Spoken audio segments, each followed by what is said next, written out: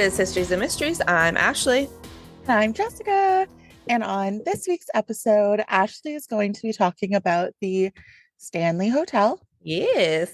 And I am going to be talking about the mysterious case of Mary Reeser. Ooh, never heard of it. Well, you will now. I'm very excited. Anyways, tell me some ghosty stories. Yeah, I'm like in a ghosty mood, I guess. I'll probably do one next week too. I don't know. I haven't decided yet. But nice. I do have to say, this is rather short. My husband was like, I'm surprised you haven't done like the Stanley Hotel or in Estes Park yet. And I was like, oh, I should really do that. You know, it's, for those of you who don't know, The Shining is based from this hotel. And I was like, oh, so cool. Like, that'll be awesome. And it's like super haunted. And it is haunted. But it's like, I don't know. Let me just tell you. I'll just get into it. So Okay. I got my sources from Nightly Spirits and Uncover Colorado. Ooh. So the year is 1903. Tuberculosis is running rampant, and 53-year-old Freeland Oscar Stanley is the disease's newest victim. Freeland was a very wealthy man, gaining most of it from this technique he developed for photography called dry plating. They used to use wet plating, and he developed this dry plating technique. Don't ask me any other questions. I don't know. Wait, I'm curious. You can't just come at us and be like, yo, what is that? All right, let's look it up. Dry plating. So it's basically something that I don't know. Oh my God. You made me choke on my saliva. Okay, so they are pieces of glass plate that are coated with a gelatin that when exposed to light will capture an image. Okay. So. That was dry plating? Yes. Where they say wet plating is pretty involved and can get very expensive. So this dry plating is like this new revolutionary breakthrough thing for photography. Oh. And he also had a lot of money from his Stanley Motor Carriage Company. So he actually had the world's fastest car for a while back in the day. It went up to 127 miles per hour. Wow. Yeah. So when he came down with TB, he was well positioned to partake in the day and ages recommended treatment. That makes sense. In the treatment recommended at the time. Yes, that's what I wanted to say. Which was fresh, dry air with lots of sunlight and a healthy diet. Yeah. We've talked about that before on this podcast when we talk about other tuberculosis cases. Mental asylums. Yep. So my side note, my child has been doing this thing right now where she goes into a very deep voice when she's trying to be funny. And she loves the movie Coco. Uh-huh. So she started going around being like, Ola, Ola. That's so cute. Okay. And instead of just saying yes or no, she'll go or very two different syllables very distinctly. That's very cute. Yeah, she's funny. Sorry, that just really reminded me of that.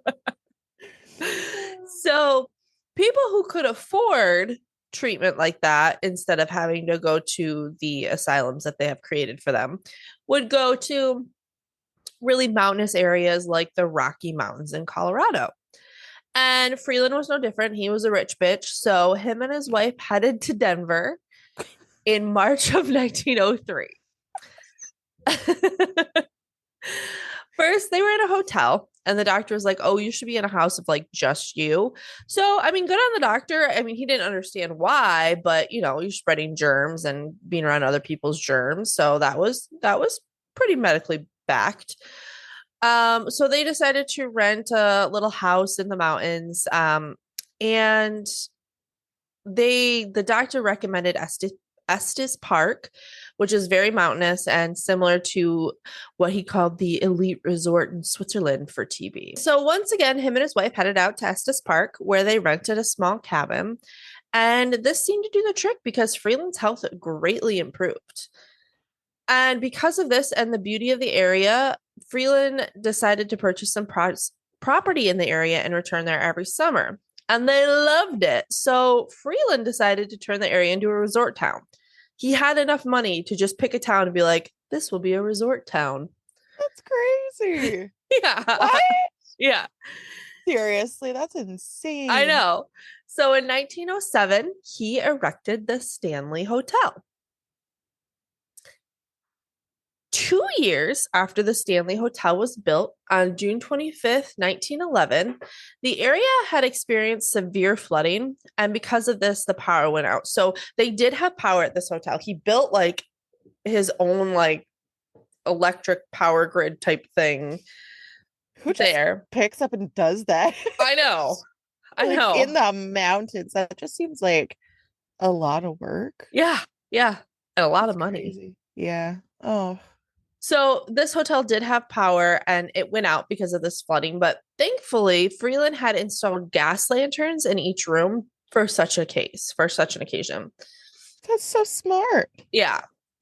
Well, in the infamous room 217, a buildup of gas had occurred, and Elizabeth Wilson, who was a chambermaid at the time, walked into the room with a lit candle and the room exploded. Oh no! And she flew across the hotel. She was thankfully okay. She lived. Holy shit. Yeah. But this experience was so traumatic that it left an imprint on her soul. It's said that her spirit stays in room 217, haunting the guests who stay there. Although this all seems scary, Elizabeth is a helpful ghost. Okay, that's nice. Guests have reported leaving the room and coming back to a tidier room than when they left. Oh, I need that bitch. Their clothes were folded. Their suitcases were organized. Wow. Yeah. The only creepy thing is one night a couple said that their bed was made around them while they were sleeping in it. Oh, I don't like that. No. Ew. The other thing is guests who are there who are unmarried, like an unmarried couple, said that they'll feel a chilly presence in their beds at night trying to squeeze between them.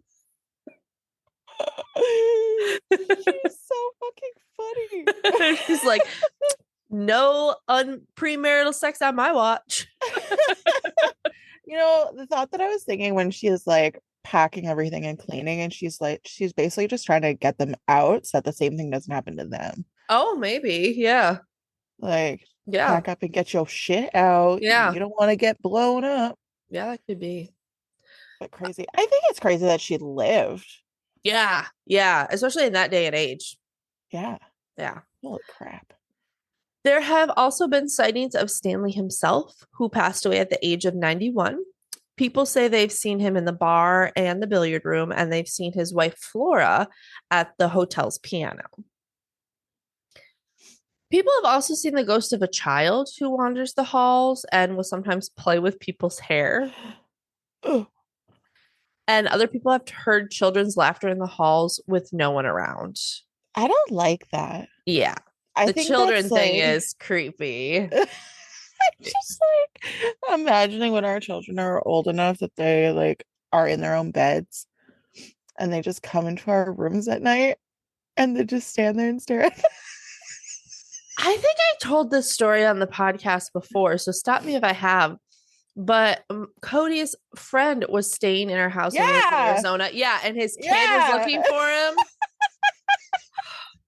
I still remember that face. It was ooh. Not that the kid was just like that in the night, a face staring at you when you wake up, you know. Well, in our bed, like we have our bed frame is a wooden bed frame and it has drawers underneath. So it's Uh, really high, the platform. uh-huh. And then we have a box spring and a mattress. So our bed's like pretty high up. Yeah.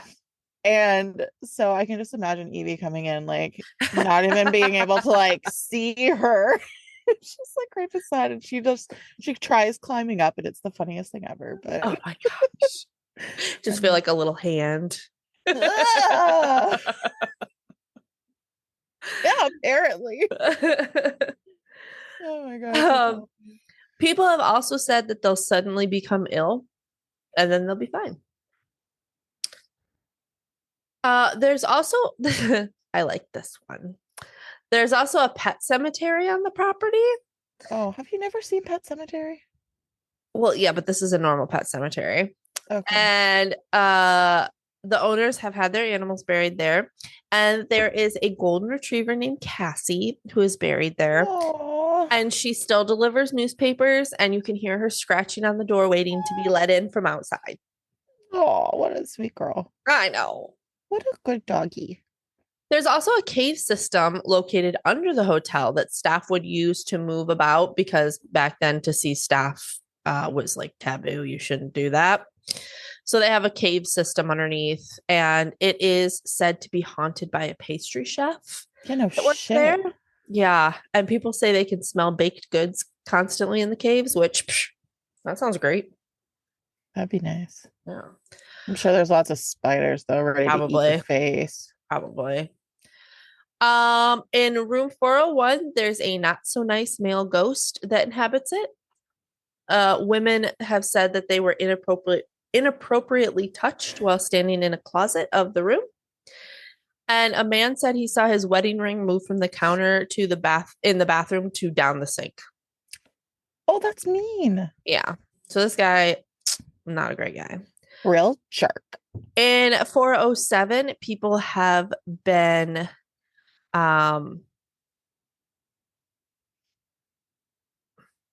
that is not a sentence that is English.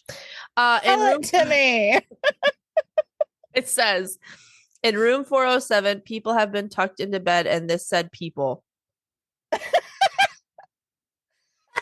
Oh, I think I was talking about. Okay, so in room 407, people have been like tucked into bed while they're in bed by a ghostie. And I said, and this resource says people. So like multiple people have felt being kept in bed. I think that's what I meant. Okay. So it wasn't just like Yeah. one random person. Right. It's Yeah, like okay. multiple people have felt being tucked into bed. Ew. Yeah. Also, people have felt someone sitting on the end of their bed. This is they would get up and flip the light on and no one was there, but there was an indentation in the covers of where something had been sitting. Ew. In That's room, grotesque. yeah. In room 428, people have seen a cowboy. I don't know why. And he's been looming over their bed or lurking in the corner. And in this room, Cowboy? yeah, I don't know. I put cowboy question mark because like why? In the mountains? I mean, I know like Colorado has like the cowboys because that's like where the ranchers and like Montana and that kind of stuff are, but I don't know. People have also claimed to hear footsteps from the room above or furniture moving, but there is not a room above room 428. Oh. And fun fact, by the 1970s, the hotel was kind of dying. It was kind of going into disrepair. But in 1974, a young unknown author by the name of Stephen King was working on a novel and needed somewhere to stay for a weekend away from his kids and like in a nice backdrop to like kind of give him inspiration. So people suggested the Stanley Hotel. When he went, him and his wife went, and it was actually the last night that this hotel was open for the season. And so him and his wife were the only ones in the hotel aside from like the workers. And that night, he had a nightmare that his 3-year-old son was being chased through the hall by a demonic fire hose. Uh, Yeah. He woke up with a start and he said that he had the plot to The Shining mapped out before he finished his cigarette. wow. Yeah. So the reason why I said it's kind of like not boring because the hauntings are kind of cool, but like nothing happened here. There's no reason why this place is haunted. There's Well, no, the blown up lady. that's the only thing that happened here. So, and she lived, so it's not like, this wasn't like a tuberculosis hospital. This wasn't any like it's not on any kind of burial ground that they can figure out. It's just like it's just haunted. There's no real reason for it. Oh, Yeah. weird. Yeah, so there wasn't like a ton of like cool history I could go into or like anything like story wise or nothing. I mean, that's it. It's just haunted. It just is. Oh, well, it's still really cool. Yeah. So that is my story on the Stanley Hotel. Thanks. Yeah. I really enjoyed that. I just like it is disappointing to think that, nothing really that interesting happened, It's disappointing and it's also I mean, I don't want to say disappointing because it's like nothing bad happened. Great. But it's also kind of terrifying because you think about it, a place that's that haunted where nothing happened, like anywhere could be haunted where nothing happens. You know what I mean? Like it's kind of Yeah. scary. Yeah, it is. And honestly, like, the whole your story from last week where the one sorority was haunted Mm-hmm. and nothing really happened there. Yeah, yeah, So that's just definitely creepy. yeah, So, yuck. Anyways. yeah, Well, thank you for that. It's yeah. I also just want the listeners to know that Ashley and I are so in tune. Actually, Ashley's husband and I are so in tune with each other Why? that we both thought about the Stanley Hotel Oh today. yeah, yeah. Yeah, I texted Jessica and I was like, "Hey, have we done the Stanley Hotel?" Because it was sounding familiar to me, especially the dog story. I feel like Rochelle did a story where there was something similar with like a dog or Oh, something. probably. It Yeah. was it just sounded so familiar. And she's like, "No, but actually I was gonna do the Stanley Hotel, but you go for it." And I was like, "Oh, my husband suggested Yeah. it." She's like, "Oh, well, I'm already 2 pages in, so thanks." But no, that was awesome. I'm glad that there weren't like any creepy twins. Yeah, no creepy twins. That's all The Shining. That's all from Stephen King's head. I've only seen it once. Yeah, I've seen it a few times, but years ago. Yeah, I had like a horror movie marathon with one of my friends, Ooh. and that was on the list. Oh, okay. Yeah. Oh, you know what, too? Before before you get started, I wanted to give a shout out to Iceland. Oh, I'm so excited about it. Okay. I are we still fucking there? love Iceland. Like when we went, it took over I love Iceland. Well, come to find out, we're kind of popular in Iceland. And at one point, we debuted 19 on their top 100 true crime podcasts. We're now 112. But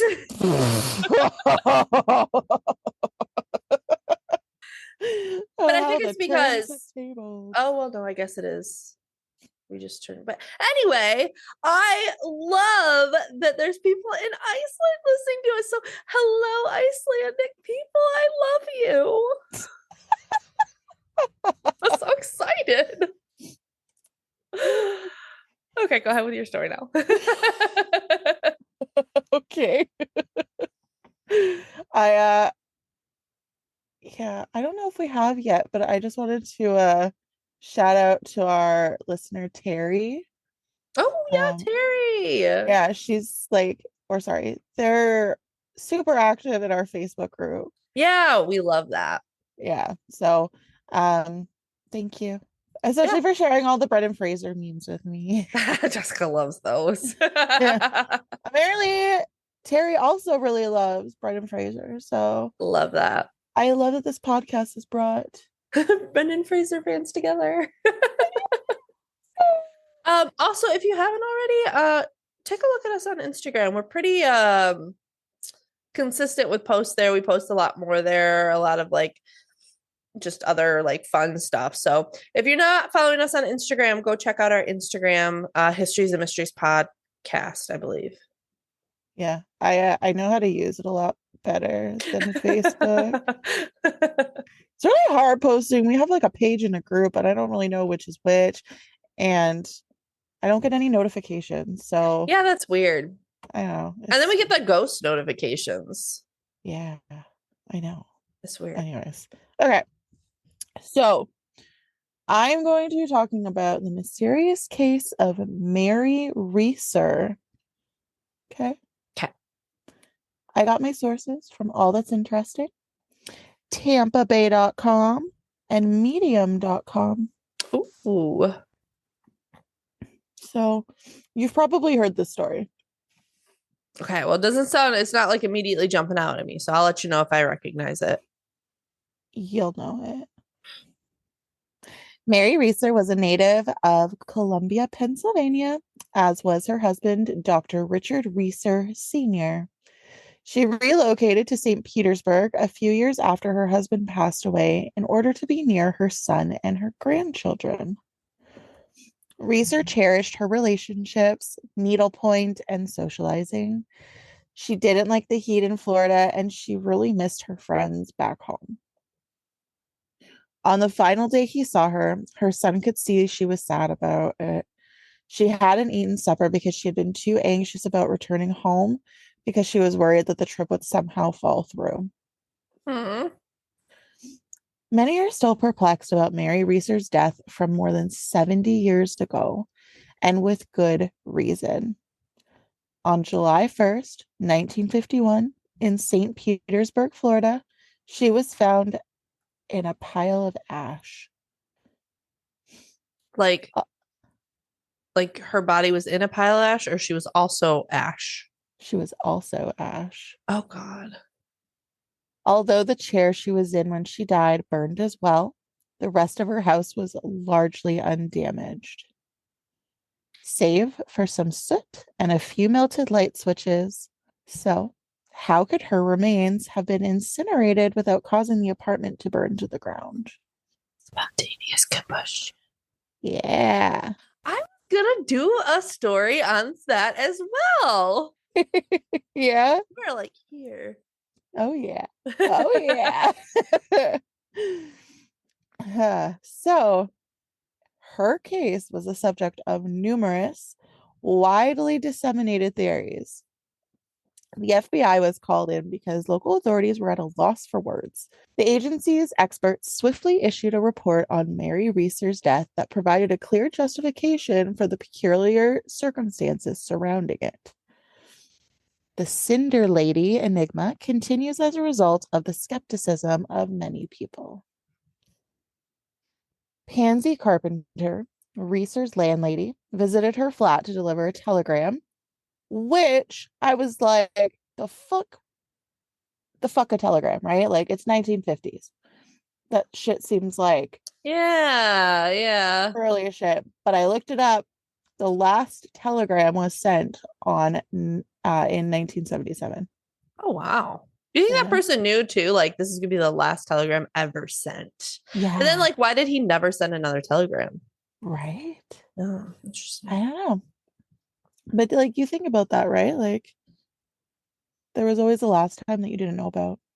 Yeah, that always like hits me hard when they're like, there's the last time that you were picked up by your parents. Yeah. And there's like a Or last time you'll pick up your kid. like a last time that you and your friends hung out together. Yeah, yeah. Ugh, Yeah. I know. gross. So anyways, she lost track there. She delivered a telegram the morning of July 2nd, 1951. So a day after Mary died. Carpenter knocked on the door but received no response. She called the police after noticing that the knob was unusually hot. When the police came, they found a pile of ashes where Reeser's easy chair had formerly been. Oh my gosh. They discovered Reeser's left foot still wearing a black silk slipper. Mm-hmm. Like Oh her, you could see no. like her leg and then her foot, and her slipper was on her foot. Oh no. Uh, there were the chair's coil springs, a portion of her spine, Oh. and her head, which had shrunk to the size of a cup inside. What? I will explain this later. Okay. At the time, reports stated that a fire of white hot intensity had demolished the 67-year-old woman. Despite Reeser being reduced to nothing but ash, the rest of the apartment was pretty much intact. That's crazy. The upper half of the room was covered in a thin layer of soot. The plastic light switch covers were twisted, and a nearby candle had melted into a puddle of wax. But otherwise, everything appeared to be unaffected. Reeser's bed sheets were also completely white, despite only being a few feet away from the fire, which is just insane. Like, how does that happen? Yeah, that's crazy. Mary Reeser's case perplexed investigators because it usually takes many hours of constant temperatures exceeding 1400 degrees Fahrenheit for a Yeah. body to be burned. Yeah, those like cremation ovens at like funeral homes are intense. Yeah. And how did nobody else notice that, right? Yeah. The St. Petersburg police started their investigation after receiving a number of odd tips from different people. A ball of fire struck her after coming through the open window, according to one commenter. I mean, that's about as plausible as spontaneous combustion, right? Like, Yeah. Another claimed she had been murdered, cremated elsewhere, and her bones had been brought back to the flat where they might be located. Some people assert that they noticed an odd smell near her home. Thermite phosphorus and napalm bombs were among the many things that conspiracy theorists pointed the finger at. St. Petersburg Police Chief J.R. Reichart said in a statement a month after her passing that the case was the most odd case I have seen in my almost 25 years of police work. yeah, I bet. Yeah. He wrote a letter to the FBI and he said, "Dear Mr. Hoover, this fire is too confusing for this small town force to manage." Aw. Common combustible fluids and accelerants such as alcohol, gasoline, and so on would most likely be consumed in such a fire, with no evidence of them detectable afterwards, Reichart wrote. So just like, I don't know, it's just the weirdest case I've ever heard of. Yeah, that's super weird. Yeah. Ugh. Not long after, the FBI decided that they were going to help. Oh, okay, good. Yeah. The FBI laboratory in Washington, D.C. received boxes of evidence from the police, which included section sections of the chair. Know where your mind's at, lady. I have needs, man. Your husband listens to this, right? Yeah. He's gonna laugh real hard. He better.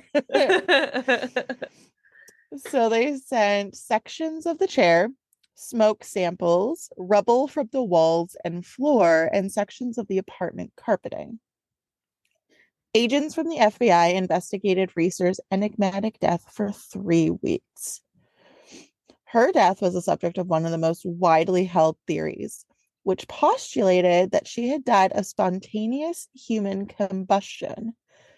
This occurs when a person catches fire due to a chemical reaction occurring inside their body without any obvious ignition of an outside heat source.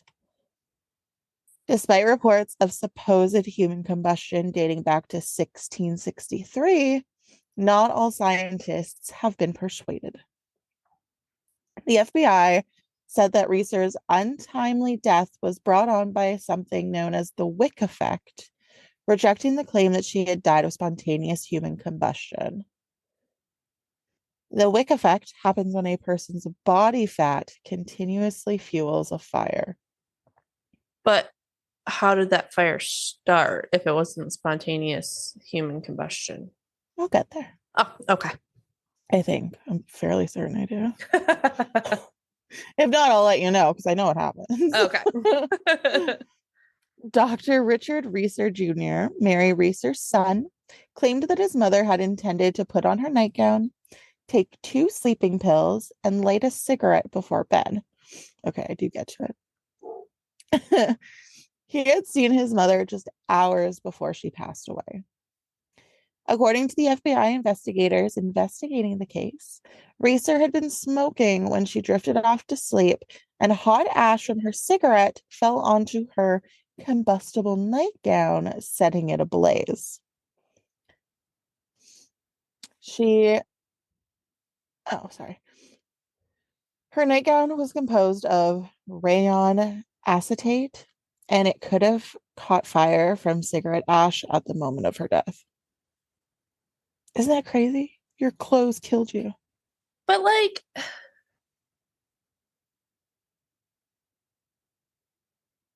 I don't, then why doesn't everybody whose clothes catch on fire burn to ash? Because we all have fat on us. So like, I don't know. I don't get Yeah. it. I think with the whole she passed out with her sleeping pills, Mm-hmm. like some people, if they just fell asleep and they dropped ash on their flammable clothing, they would wake up. But she Yeah. took 2 heavy doses of sleeping pills, Yeah. right? So she might have passed away from smoke inhalation before realizing that she was burning. Yeah. And maybe as a result of this, oh, sorry, maybe as a result of the sleeping pills. I already said that shit. Yeah, I guess. Reeser allegedly weighed 170 pounds, so her body fat supported the flames as they basically burned her. Oh man, my body fat would way support those flames then. Same. Mary Reeser's daughter in law, Ernestine Reeser, concurred with the agency's findings. Quote, Mary was a fantastic smoker. Her lap is where the cigarette fell. And the substance that kept her blazing was her fat. The chair was by itself on a cement floor. There was nothing to burn around her. The FBI is confident about the circumstances surrounding Reeser's death, but some professionals are still dubious. Physical anthropologist Dr. Wilton M. Krogman from the University of Pennsylvania served as Reeser's case consultant. He said, I cannot imagine such full cremation without additional fire in the flat. Even after the FBI investigation was made public, Krogman was perplexed by the fact that the only things to burn in the fire were Reeser, her chair, and the carpeting underneath it. Nevertheless, alternative explanations, including lightning strikes and intentional fires sparked by chemicals, didn't make much sense either. The thing that puzzled Krogman the most was Reeser's shrinking cranium. The skull should have exploded in Ugh. any fire hot enough to convert a body to ashes, he said. Oh wow. Quote, I regard it as the most amazing thing I have ever seen. As I review it, the short hairs on my neck bristle with vague fear. Were I living in the Middle Ages, I'd mutter something about black magic, unquote. Oh. Regardless of whether Mary Reeser's death was caused by murder, spontaneous human combustion, the Wick effect, or even a wayward fireball, it created quite a stir for many years and continues to do so today. After the FBI investigation concluded, A part of Reeser's ashes were interred in Pennsylvania next to her husband. The remainder the remainder stayed in St. Petersburg with her children. So the FBI never put forth an explanation of her shrunken head. No. Interesting. I mean, I'm no scientist, but my thought, because your brain has water in it. Yeah. So like wouldn't heat suck all the liquid out? Like she could have bonked her head and there could have been like a crack. But how would that shrink your head though? Well, because the heat would shrink, like would take all the, like suck all the wetness out and shrink it. Like out of your bones? I don't know, man. I'm not a scientist. You prefaced that. This shit's weird, okay? It is weird. That's super weird. And I've heard of spontaneous combustion, but I hadn't heard of this specific case. Well, now you have. It was super, super odd. Yeah. I loved it. Thank you. Oh, you're so welcome. Do you have any good jokes for me? I do. Give me a moment. Okay. Sorry.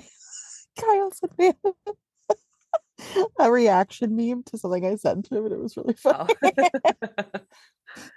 Okay. In a momento. Does Hawaii allow loud laughing?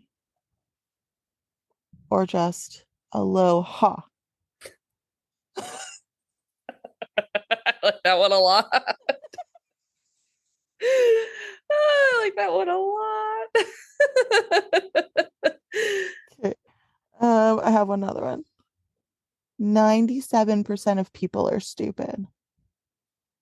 Thank God I'm in that 5%. I have a joke for you. Okay. Have you heard about the restaurant on the moon?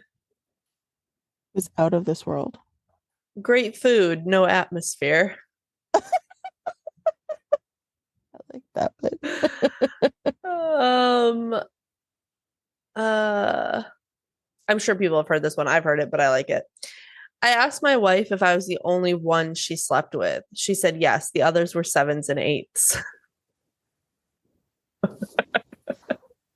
That poor girl. Why would you settle for a one? Right? Maybe he had a really good personality. Oh, maybe. Y'all know it's the girth. The motion of the ocean, Jessica. The motion of the ocean.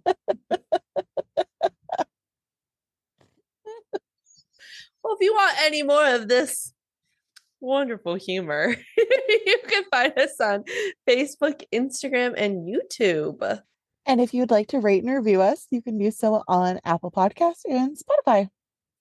Thanks for tuning in, and we look forward to bringing you 2 new stories next week. Bye. Bye.